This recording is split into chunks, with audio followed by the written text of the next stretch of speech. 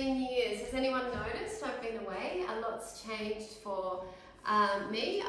Mac and I bought a house 16 months ago, and then in December we got a new kitchen put in. And you would have seen that beautiful big island bench.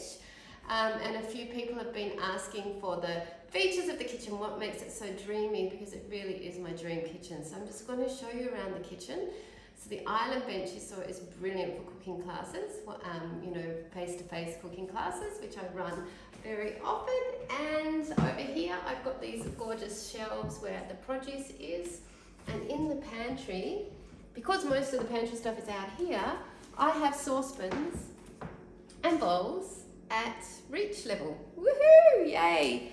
And over here I have these amazing soft close drawers. Look at this. Can you see nice and close in the drawers? And it's all sorted out, and so easy to get things. And when you come and do courses, we've got a nice big deep. This is all tea and the paraphernalia that goes with tea, and you can help yourself at any time.